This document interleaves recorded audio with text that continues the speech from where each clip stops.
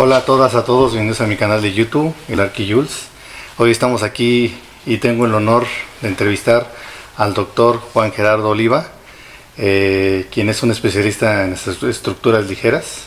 Hola doctor, ¿cómo está? Muy buenos días, muy bien, muchas gracias, muy gentil, gracias por la entrevista. No, gracias a usted por habernos aceptado esta invitación, por recibirnos aquí en su cubículo de aquí de la Facultad de Arquitectura.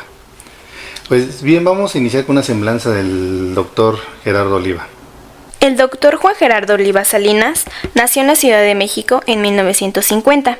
Inició sus estudios profesionales en 1969 en la entonces Escuela Nacional de Arquitectura de la Universidad Nacional Autónoma de México. En 1975 obtuvo el título de arquitecto y trabajó en el despacho de Enrique y Agustín Landa en la Ciudad de México, donde le encomendaron realizar la determinación geométrica de los elementos prefabricados de concreto armado que conforman la estructura y los muros para el Templo de Santa María de la Anunciación, ubicado junto a la ciudad universitaria. En 1976 obtuvo una beca del gobierno alemán a través del Servicio Alemán de Intercambio Académico para realizar estudios de posgrado en la Universidad de Stuttgart, Alemania. De 1976 a 1982 llevó a cabo sus estudios de doctorado en dicha universidad y uno de sus tutores fue el profesor Frei Otto, quien obtuviera el premio Pritzker de Arquitectura en 2015. Su disertación de doctorado fue publicada en 1982 con el título Sobre la construcción de cascarones reticulados en la Universidad de Stuttgart, con el número 63 de la serie de revistas científicas sobre estructuras ligeras del Centro de Investigación Colaborativa 64. Desarrolló el programa paramétrico GEOG en lenguaje Fortran 4, probablemente uno de los primeros programas de cálculo paramétrico en todo el mundo, el cual permite determinar la geometría completa de un cascarón reticulado de traslación en unos cuantos segundos. En el Laboratorio de Estructuras Ligeras de la Universidad de Stuttgart, en la década de los 70, era imprescindible la construcción de una maqueta para determinar la geometría de un cascarón reticulado. Esta maqueta requería de un tiempo considerable de construcción y, posteriormente, realizar su medición geométrica con mesas de medición diseñadas específicamente para ello. Los procesos eran minuciosos y largos, pero GEOG construyó una solución para hacerlo rápida y digitalmente, sin necesidad de construir un modelo físico. Una aportación medular en su disertación de doctorado es la publicación pionera de las propiedades geométricas de las superficies de traslación aplicadas al diseño de cascarones reticulados. Enuncia, por primera vez en la disciplina, la propiedad de coplanaridad de las superficies de traslación, la cual consiste en la posibilidad de cubrir espacios con estructuras de curvaturas variables por medio de placas planas hechas con materiales diversos. La aplicación de estos principios, que permiten cubrir amplios espacios sin apoyos intermedios de manera rápida, económica y de fácil construcción, puede apreciarse en la cubierta ligera de la cafetería de la Facultad de Arquitectura de la UNAM, que funciona a su vez con un espectacular tragaluz de placas planas de vidrio, así como en la cubierta de placas planas de madera de la Sala del Pleno del Tribunal Electoral del Poder Judicial. Durante 7 años se desempeñó como funcionario en la facultad, ocupando los cargos de secretario general del posgrado y coordinador de las especializaciones. En este periodo, coordinó un grupo de alumnos y profesores para crear la especialización de diseño de cubiertas ligeras. Esta especialización permitió reactivar y difundir los conocimientos alcanzados en el diseño y la construcción de estructuras que inició el arquitecto hispano-mexicano Félix Candela, actualizándolos y fusionándolos con los conocimientos que Oliva Salinas adquirió durante su formación en Alemania. Se desempeñó por 3 años como coordinador del Centro de Investigaciones en Arquitectura, Urbanismo y Paisaje. Durante su gestión, propuso y logró la creación de 21 nuevas plazas para investigaciones de tiempo completo en el centro. También coordinó y brindó apoyo a los proyectos de vinculación universitaria, entre los que destacan los de restauración y renivelación de la Catedral Metropolitana de la Ciudad de México y de rutas para ciclistas en todo el campus de la ciudad universitaria. En 1995 culminó su desempeño como funcionario universitario y dedicó la totalidad de su tiempo a la investigación y la docencia. Mecametría es un término acuñado por él mismo y se refiere a la acción conjunta de mecánica con la geometría. En el seminario se han desarrollado 15 proyectos de investigación y actualmente se realiza un proyecto sobre la construcción de vivienda con el Departamento de Arquitectura y el de Ingeniería Civil y Ambiental del Instituto de Tecnología de Massachusetts. Se trata de proyectos ejecutivos arquitectónicos de vivienda sostenible de bajo costo, destinados a las clases sociales más vulnerables de México. De todos estos trabajos han surgido más de 50 artículos y ponencias nacionales e internacionales que han repercutido en la práctica arquitectónica y en la creación de conocimiento transmitido a muchas generaciones de alumnos. El laboratorio ha sido el semillero en la formación de más de 3 decenas de arquitectos e ingenieros civiles en varias generaciones, mujeres y hombres que, en la actualidad, laboran exitosamente en el área de diseño y la construcción de estructuras ligeras en México y en el extranjero. Ha dirigido 18 tesis de licenciatura, 42 de maestría, 25 de doctorado y 8 trabajos terminales de especialización en diseño de cubiertas ligeras. Fue catedrático de 1994 a 2001 en la licenciatura de Arquitectura del Instituto Tecnológico de Estudios Superiores de Monterrey. Ha dirigido cursos en la División de Educación Continua de la Facultad de Ingeniería de la UNAM, en la Facultad del Hábitat de la Universidad Autónoma de San Luis Potosí, en la Universidad Autónoma de Aguascalientes y en la Universidad Cristóbal Colón de Veracruz, y en el extranjero en las universidades de Mendoza y de San Juan en Argentina, de Loja en Ecuador, del Istmo en Guatemala y en las universidades técnicas de Aquisgrán en Alemania y de Yildiz en Estambul, Turquía. En la UNAM ha formado más de 30 generaciones de arquitectos e ingenieros civiles que laboran en el área de estructuras ligeras, tanto en México como en el extranjero, y que han diseminado este conocimiento. La gran mayoría de sus proyectos de estructuras ligeras se encuentran en terrenos y edificios de la UNAM y fueron atendidos a través del LEL en conjunto con la Coordinación de Vinculación y Proyectos Especiales de la Facultad de Arquitectura y, en ocasiones, también con la Dirección General de Obras de la Universidad. En ellos, destacan, además del cascarón reticulado de la traslación de la cafetería de la Facultad de Arquitectura, las cubiertas valerias de la cafetería de Facultad de Medicina, de los patios del Centro Universitario y del Teatro, del vestíbulo y la cafetería del Instituto de Biología y del patio principal del Palacio de Minería. Adicionalmente, cuenta con 2 patentes, la primera obtenida el 12 de enero de 1989 con el invento Mejoras en sistemas de unión para cascarones reticulados a base de conectores estructurales, y la segunda concedida a la UNAM el 27 de febrero del 2003, en razón de invento Estructura Modular Desmontable. El Dr. Oliva es el primer latinoamericano en ocupar un puesto directivo en esta asociación, habiendo sido el presidente del Comité de Membresías por 9 años hasta 2022. Ha sido miembro de comités de arbitraje de publicaciones tanto nacionales como extranjeras, labor que desempeña continuamente. Oliva Salinas ha recibido reconocimientos como el Premio Universidad Nacional en el área de Arquitectura y Diseño en 2007, el primer lugar del Premio de Ingeniería de la Ciudad de México en la categoría de profesional de la Ingeniería Externo en la rama de Arquitectura, el reconocimiento Mérito al Mejor Investigador en Ciencias de los Ámbitos Antrópicos por la Universidad Autónoma de Aguascalientes en 2014 y el Pioneers Award otorgado por The Spatial Structures Research Center de la Universidad de Surrey, Reino Unido. El doctor Oliva Salinas recibe el nombramiento del profesor emérito de la UNAM. Bien, comenzando con las preguntas, doctor, ¿por qué decidió estudiar arquitectura? Bueno, principalmente porque yo quería desarrollar una actividad creativa en mi vida profesional. En aquel entonces no sabía que era académica también. Entonces, esa fue una de las condicionantes, que fuera algo muy creativo. La arquitectura es diseño, es crear, entre otras cosas. Y otra situación que también me orilló a estudiar arquitectura es que yo no quería estar en un escritorio sentado todo el día. Yo quería estar fuera, en la calle, al aire libre.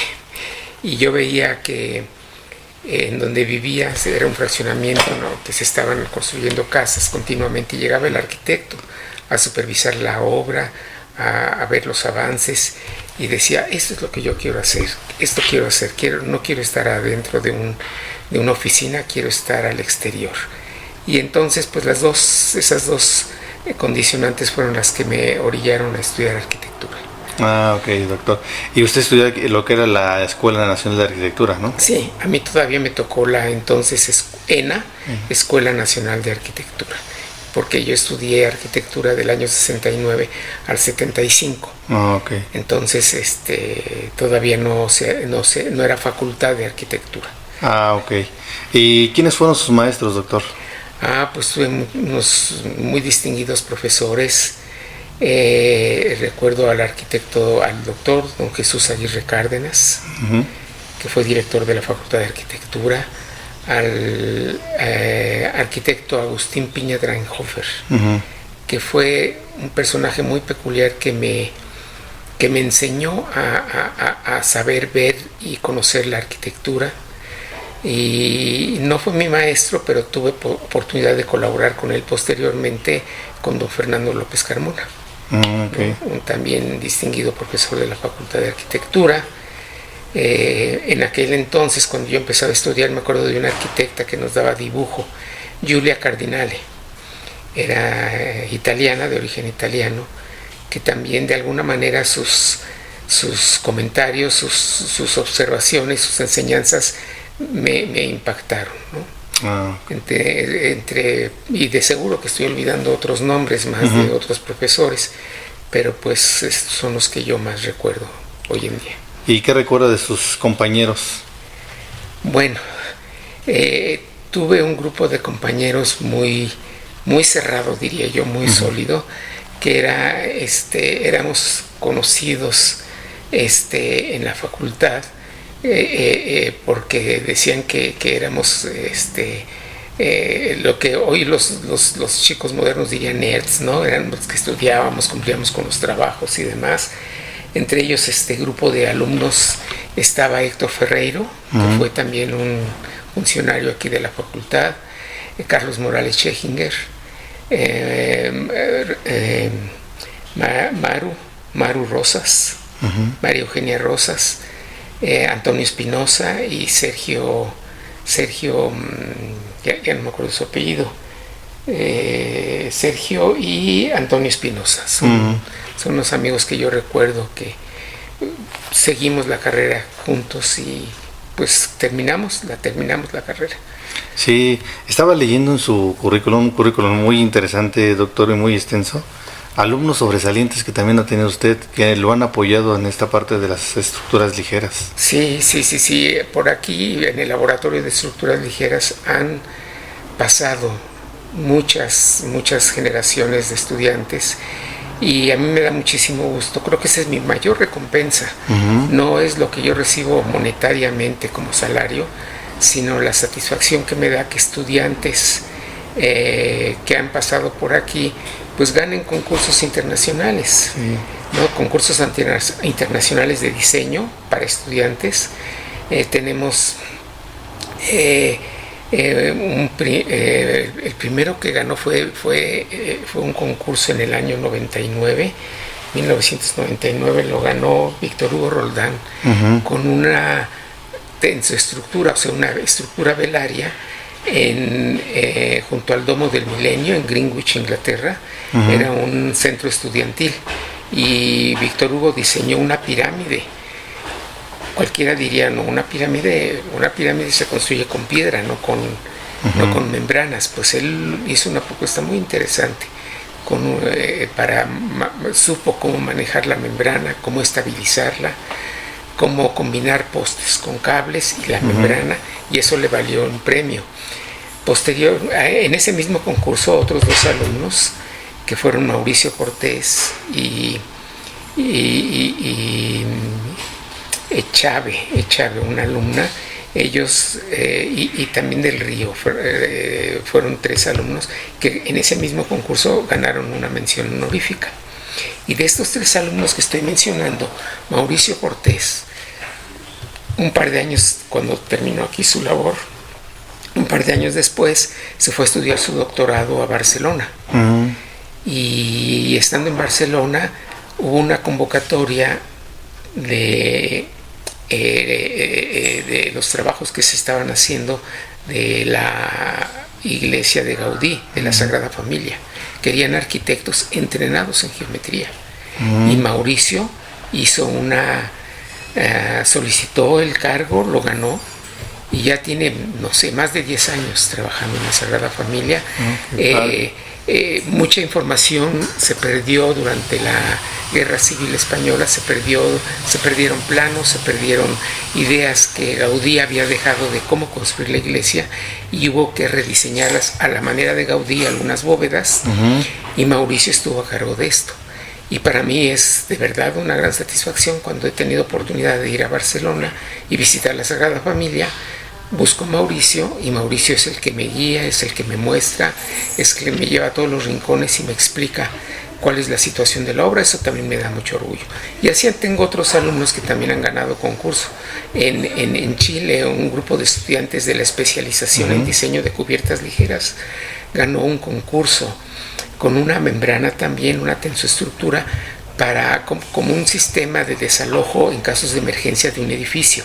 En un edificio alto generaron una torre con una serie de rampas con membrana, y curiosamente no es una cubierta, no es un edificio, es un sistema de emergencia, pero también diseñado, también concebido, que un grupo de 6 o 7 alumnos ganaron el primer lugar en ese concurso de tensoestructuras en el simposio latinoamericano que se celebró en Chile. Me parece que eso fue en el 2012, más o menos, puede variar el año, ¿no?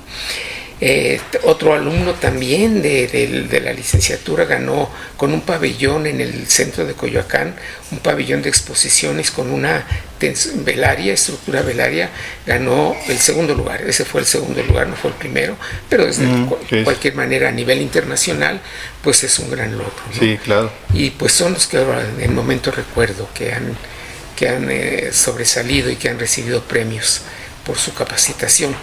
Y también quiero mencionar otra cosa. Actualmente en la empresa Lindner en Alemania hay 3 arquitectos que estudiaron la especialización en cubiertas ligeras aquí en México y que están trabajando allá en esa empresa alemana. Okay. ¿No? Ellos me pidieron en un principio que recomendara a alguien, porque yo conozco a gente por los simposios a los que asisto y demás, conozco gente del extranjero, y me pidieron que si tenía algún exalumno que recomendara. Recomendé a un primer alumno, quedaron muy satisfechos con él. Ese alumno llamó a otro alumno que ya está trabajando con ellos, y recientemente, hará 15 días, se integró un tercer alumno de aquí, surgidos del laboratorio de estructuras ligeras, que cursaron la especialización en diseño de cubiertas ligeras y que están laborando en esta empresa alemana exitosamente. Pues muchas felicidades, doctor. La verdad es que ha hecho escuela también fuera de la escuela, dentro de ella, aquí en este laboratorio que tenemos. El mérito es de los alumnos propios, ¿no? Sí. Digo, yo los he guiado aquí, pero gracias al esfuerzo de cada uno de ellos es que han podido brillar, ¿no? Sí. Han podido brillar, pero le repito, para mí es la mejor recompensa que puedo tener. Sí, esa es la recompensa de uno como profesor, ¿no? Sí, sí, sí. Y precisamente usted hizo su doctorado en Alemania, ¿no? Sí. Estamos hablando de los años 70. Yo estuve en Alemania del 77 a 1982. Y ahí hice el doctorado en la Universidad de Stuttgart. Y tuve uno de mis asesores de tesis de doctorado fue el profesor Fraiotto, que ya en ese entonces era sumamente reconocido, pero pues posteriormente, años después, le dieron el premio Pritzker de arquitectura. Ese premio él lo recibió 2 semanas antes de fallecer. Entonces no lo recibió, él se enteró que se lo habían otorgado, pero ya no lo alcanzó a recibir. Lo recibió su hija, que es arquitecta también, y ella no lo pudo recibir, pero tuve el privilegio de que él fuera uno de mis asesores de mi disertación de doctorado. Sí, de hecho, antes de que usted hiciera el doctorado, creo que menciona ahí su currículum que trabajó en una empresa donde ahí es donde le nace, creo que usted, el amor por esta parte de las estructuras ligeras, ¿no? De una iglesia. Esa inquietud ya la tenía desde antes, sí, pero ciertamente, una vez que terminé mis estudios de licenciatura, entré al despacho de los arquitectos Enrique y Agustín Landa, Verdugo. Ahí en Palmas tenían su despacho. Y con ellos pues entré a apoyar el taller como arquitecto, a desarrollar proyectos, a hacer planos, y me dieron un encargo. Me dijeron: Gerardo, vamos a construir la iglesia de la Anunciación, que actualmente está aquí junto a la universidad, la ciudad universitaria, es la iglesia del Cuco. Y es un edificio que tiene una forma cónica, que está cubierta con una red de cables, y esa red de cables necesita una doble curvatura inversa. Entonces la habían diseñado originalmente los arquitectos Landa con una cimbra de concreto deslizante. Ya existía el proyecto, pero me dijeron, cuando yo ya tenía 3-4 meses ahí trabajando con ellos, me dijeron que iban a cambiar el sistema constructivo y que no lo iban a hacer con esa cimbra deslizante de concreto, sino se iban a hacer de concreto los muros, pero con prefabricados, con elementos prefabricados, y que la empresa que iba a construir este edificio le pedía a los arquitectos Landa que ellos proporcionaran la geometría, de qué tamaño eran los precolados, de qué forma, que ellos no se hacían responsables, sino el arquitecto Landa. Entonces me pidieron que yo hiciera ese trabajo. Dije que sí, aunque en ese momento no sabía cómo exactamente. Pero empecé a buscar mis libros de geometría descriptiva que había llevado con el arquitecto Miguel de la Torre, otro distinguido profesor que tuve, Miguel de la Torre Carbó, que hay que mencionar también.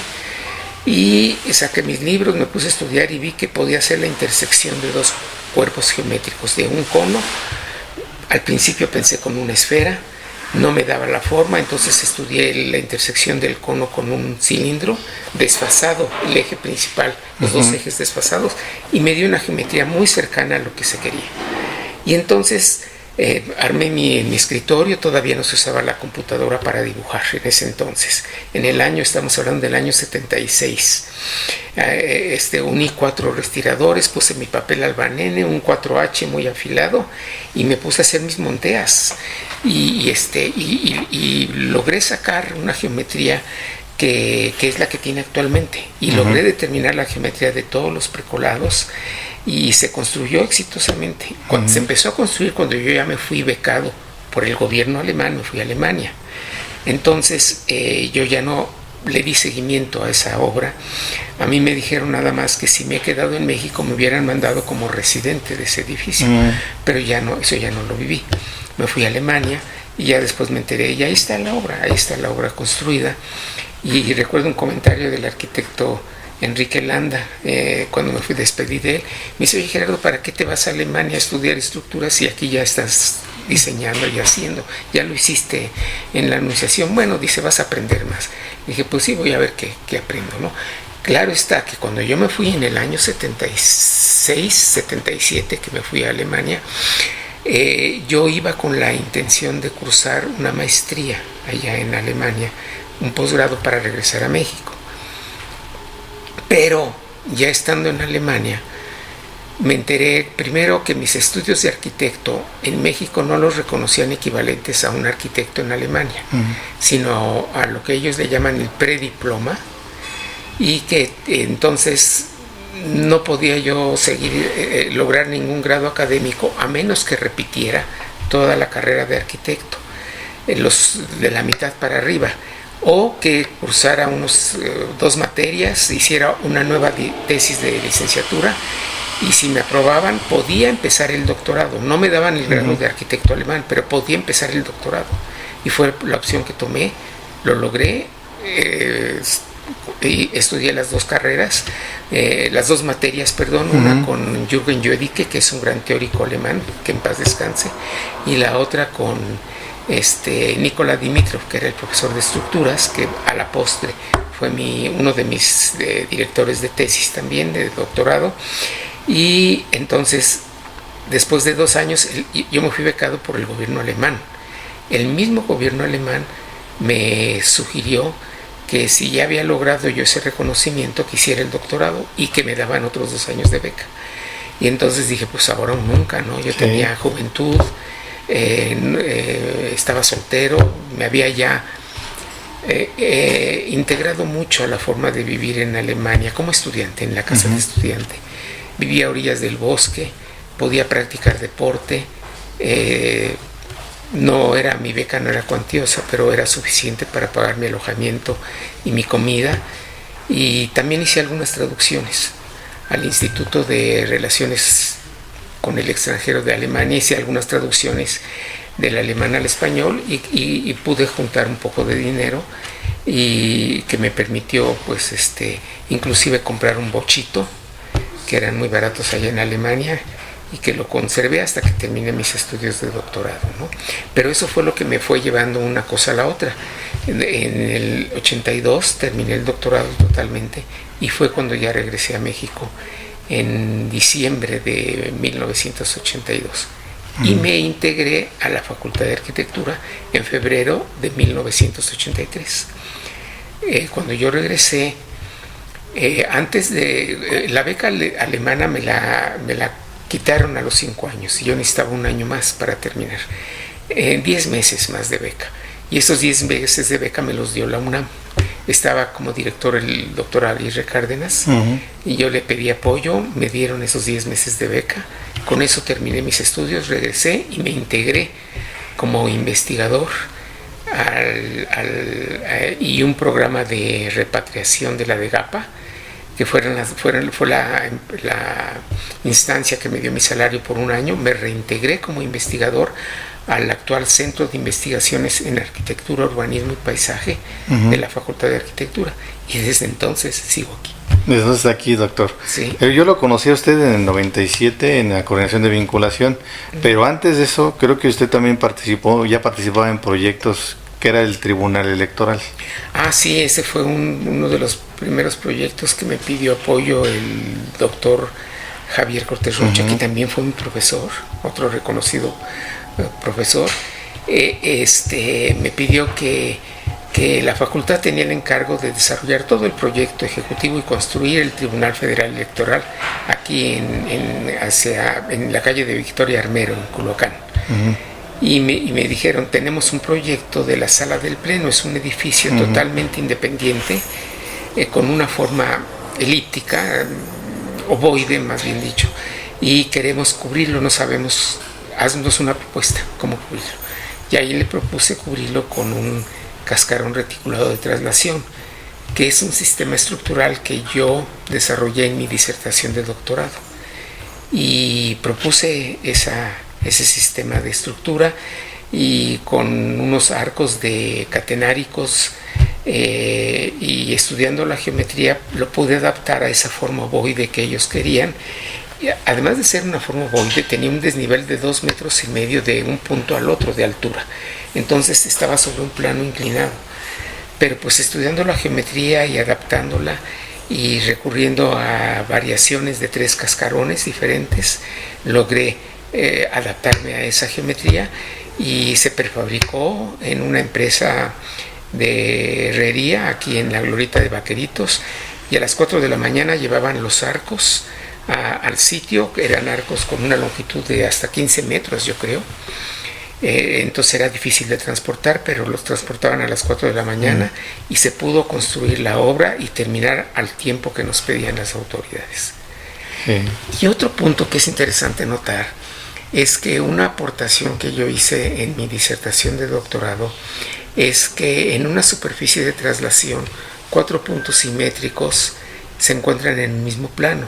Por lo tanto, una superficie de traslación se puede cubrir con doble curvatura en un mismo sentido o con doble curvatura inversa.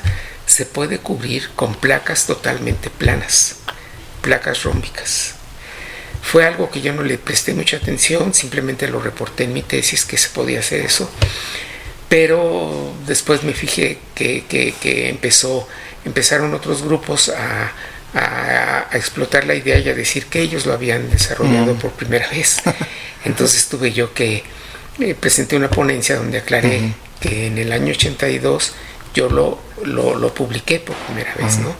Y gracias a ese principio, también en el Tribunal Federal Electoral se pudieron prefabricar todos los paneles de madera que cubren ese cascarón previamente, y ya prefabricados se llevaron al sitio y se montaron. Entonces eso agilizó mucho la obra y logramos terminar a tiempo, los tiempos establecidos, ese edificio. Pero es un importante principio geométrico que me acuerdo muy bien cómo lo fui concibiendo, cómo lo fui investigando, cómo lo fui demostrando. Sí. Había que demostrarlo, no nada más decir estos son 4 puntos que están en un mismo plano, Sí. sino que había que demostrarlo, y yo lo demostré tomando 3 puntos, las coordenadas de 3 puntos, desarrollando la ecuación del plano y luego viendo que el cuarto punto estuviera en ese plano, y así lo demostré. Puede haber otras maneras de demostrarlo, pero pues ese principio geométrico tengo la satisfacción de haberlo publicado, al menos yo, por primera vez. Sí, y aparte también estuvo usted en la obra, ¿no? Me comentaba gente que estuvo ahí sí. del proyecto, que usted estuvo en la obra con la gente Sí. que estuvo haciendo estas partes de madera, Sí, ¿no? Que sí. contrataron una familia de Michoacán que vino y hizo esas partes de madera, y usted estaba ahí en la obra diciéndoles cómo tenían que colocarlo, ponerlo. Sí, las plantillas eran, pues ya estaba la geometría definida, pero en el cascarón sí estuve supervisando la obra, iba a ver, y ahí tuvimos un contratiempo. Como era la base, era inclinada, entonces se requería una geometría muy precisa donde apoyar los arcos de la cubierta. Entonces yo pedí a un ingeniero topógrafo que acomodara perfectamente unas placas metálicas donde se iban a apoyar los arcos. Pero el día que llegó el concreto, llegaron con un sistema de concreto que lanzaron con una manguera, y al lanzar el concreto a la viga perimetral movieron las placas. Y todas las placas, en lugar de estar así, quedaban así o así, quedaron movidas. Entonces tuvimos que desarrollar una manera de resolver ese problema, y fue las bases que ya teníamos preparadas y todo, las reestudiamos y ajustamos la geometría al desfase que tenían las placas, y logramos recuperar nuestra geometría original, y finalmente se pudo construir nuevamente a tiempo, no desde ciertos altercados, gritos, sombrerazos en las juntas y demás, pero logramos terminar la obra y bien, respetando la geometría. Sí, correcta. siempre pasan las obras, ¿no? Porque también antes de su entrevista entrevisté al arquitecto Ernesto Natarén y el arquitecto Rubén Camacho, que coincidieron con usted en la cubierta del Palacio de Minería, ¿no? En una Así es. exposición. Así También me contaron que antes de que se inaugurara esta exposición tuvieron ahí un problema de un motor. Sí. Que finalmente a la postre se convierten en anécdotas. Exacto. Pero al momento, cuando está uno con el problema y dice uno, ¿y cómo le hago? ¿Cómo resuelvo esto? No tengo que encontrar una solución. Porque finalmente los arquitectos vamos a las obras a resolver problemas. Sí. ¿No? Siempre que llegamos a cualquier obra, es porque hay problemas y porque hay que resolverlas. Nada, por mucho trabajo que hagamos de taller, surgen problemas y hay que resolverlos, ¿no? Y ciertamente con el arquitecto Natarén tuvimos el proyecto, y el arquitecto Camacho también, el proyecto de la velaria de minería. Sí. Y sí, no faltaron los problemas que como le digo, ahora ya son anécdotas, ¿no? Sí. Y les reímos, pero el momento pues la pasó uno medio mal. negro. Pero al final cumplieron en tiempo y la exposición se llevó a cabo sin ningún problema, ¿no? Sí. Luego dicen que pensaban que que la misma lonaria era del arquitecto de la exposición. Calatrava, de Calatrava. Sí, me llegaron a decir esto, pero no, Calatrava nada tuvo que ver con Nada que ver, ahí fue del doctor Gerardo Oliva. Mire, tampoco se vale decir que sean obras mías personales, nada más, ¿no? Siempre hay equipos. Sí. Siempre hay equipos, y yo integro mucho alumnos. Y muchas veces los alumnos brindan soluciones geniales, ¿no? Dicen, pues tienes razón. Oiga, doctor, ¿por qué no hacemos esto así? Pues tienes razón, vamos a hacerlo, ¿no? Entonces es medio egoísta decir que es mi obra. Qué bueno que lo reconoce. Es obra de equipo, Qué bueno que lo reconoce, doctor, porque realmente sí, ver que detrás de todas las obras es un equipo de trabajo, ¿no? Sí. Alumnos, ingenieros, topógrafos, como lo acaba de mencionar. Trabajadores, también los trabajadores. Muchas veces un herrero nos brinda una solución y nos da una respuesta, o un carpintero. Entonces es de equipo la obra. Exactamente. También aquí en la facultad he hecho mucha obra, ¿no? Por ejemplo, aquí en la misma cafetería, la cubierta está viendo usted, y ese ya fue por encargo del arquitecto Felipe Leal, ¿no? ¿O fue antes? No recuerdo muy bien. Pero fue con Ernesto Velasco. Sí, desde antes. Desde antes. Entonces desde antes del doctor Cortés Rocha. Sí. Ah, mire. Sí. Sí, porque la cafetería en sí es de la parte de la administración del arquitecto Felipe Leal. Sí. Pero sí. la cubierta entonces fue mucho antes. Sí. Ahí se hizo primero una cubierta de madera. Ajá. Y esa cubierta no funcionó como yo lo esperaba. ¿No? Tuvimos que sustituirla porque la había diseñado con arcos de madera y desafiando todas considerando el caso más ideal, pero no tuvo el mantenimiento deseado y se empezó a mojar la madera, empezó a fallarnos y vino una tormenta que provocó que fallara la estructura.